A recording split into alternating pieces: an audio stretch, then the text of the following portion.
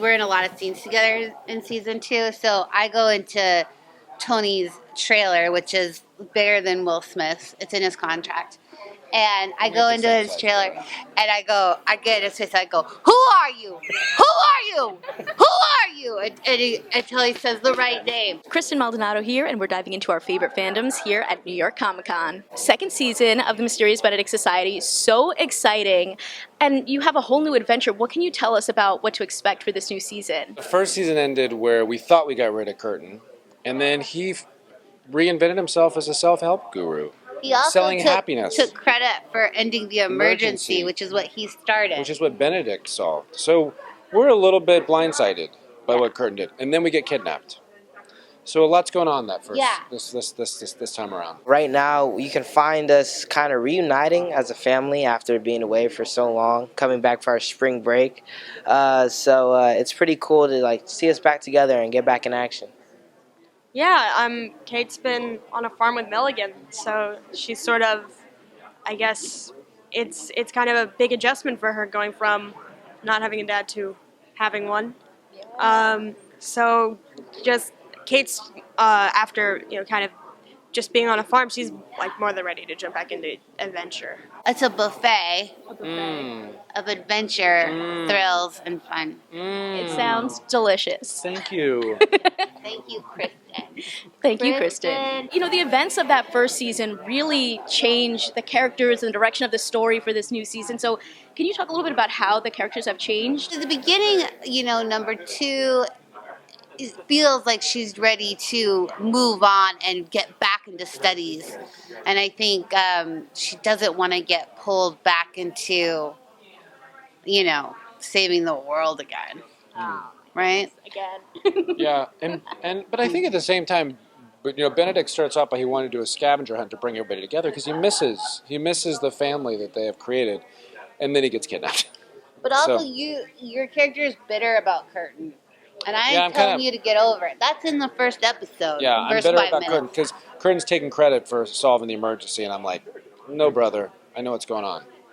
So I'm pretty pissed. I love the puzzles and all of the clues and things that these kids have to go through every season. So for this season, how did you kind of come up with the next level of that and what they were going to go and explore? Well, it's always a challenge because we want to give the audience at least, something like that in every single episode. And we have a great writer's room. And with the 4 of us, you kind of have to work backwards and say, okay, where are we getting and how can they put a puzzle together and how can we step it out to make it fun? And it's a challenge, but we manage to pay it off because we love it. I think the challenge with puzzles on any show and in this show is to make it accessible to people so you don't lose them in the headiness of it all. So we love to make it come from these characters, and the way that they solve it is through the lens of each of these characters and what they bring to it. Little Constance is going to bring something different than Sticky's education and his vast knowledge of everything, Rennie's empathy, Kate's ability to physically do things and measure things that you've never. This room is 9,000 square feet or whatever. So that's the fun of it, at least for me, is solving the puzzles through the characters versus just a puzzle on a piece of paper. Some of them come from the book, or some of them are inspired by the book, and others are, takes a little time to think. We discovered it's not really our strongest skill set. I think we have other strengths, but fortunately, we have a writer's room, and so we had a couple writers, one in particular, who really knew a lot about puzzling and puzzle making. Yeah. And then we sort of also realized that there's the technical fun of the puzzle, but what it really matters is what it means to the characters. So that was kind of our end to the puzzle making.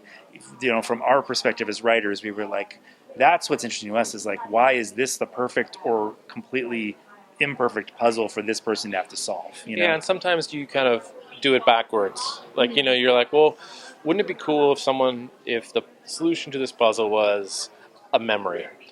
Or something emotional, and how can we get to that? And so now you're going backwards, which is maybe a little easier. I don't know. It was hard. It's hard, is what we're saying. You guys, play with all these different puzzles and clues. Are you a fan of that in real life? Are you guys escape room people? Is that something that you thrive off of while you guys are in the season? I would say they're definitely cool. Not something I'm good at in real life, but yeah, I would definitely hop in an escape room if I could. Yeah, that'd be pretty fun. I love escape rooms. I'm not the most cooperative person when it does come to escape rooms, um, but I love them. I think they're super fun. I like puzzles and stuff. You're playing, dual roles in the show. What is that like? And do you ever get confused? How do you get into one mindset versus the other of these two different characters you're playing? Well, I think hair and makeup, wardrobe, they do so much, so it helps to kind of get in the character.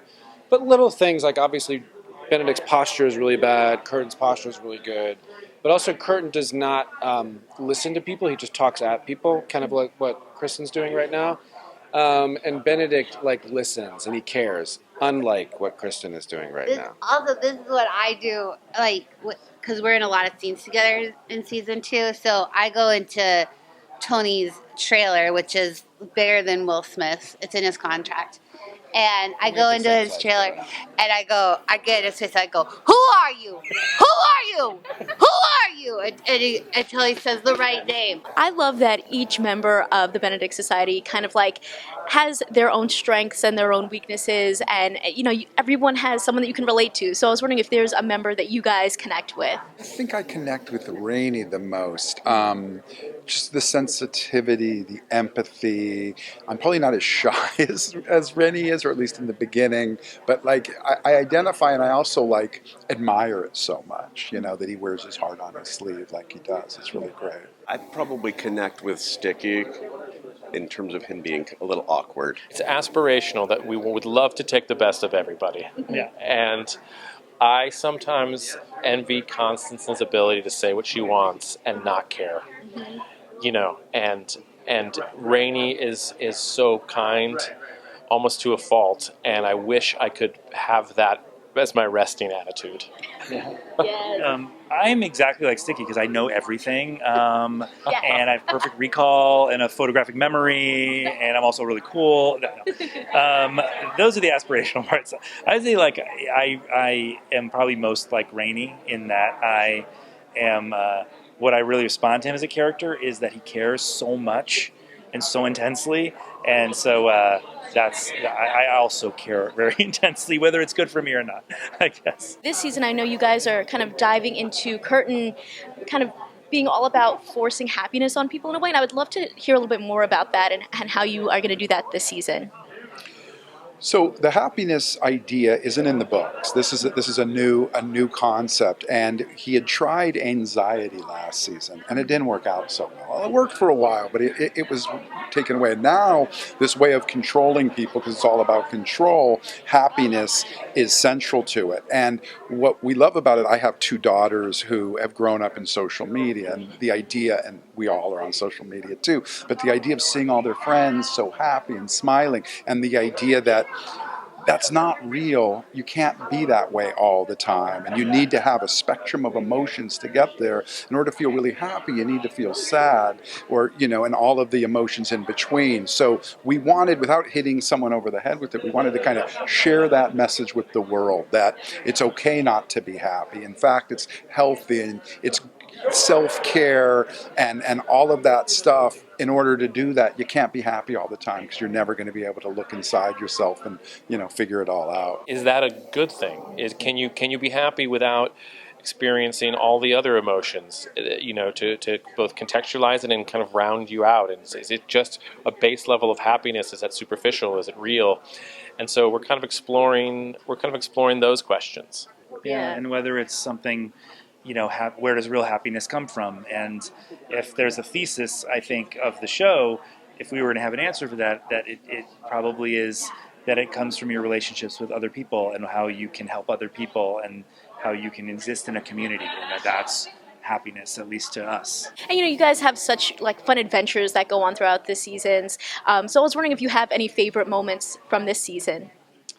There are several. There's everything that happens on the Shortcut, which is the fastest ocean liner in the world, which is kind of an iconic part of the second book, is really enjoyable. We have some great guest stars who show up and do crazy turns that are really wonderful.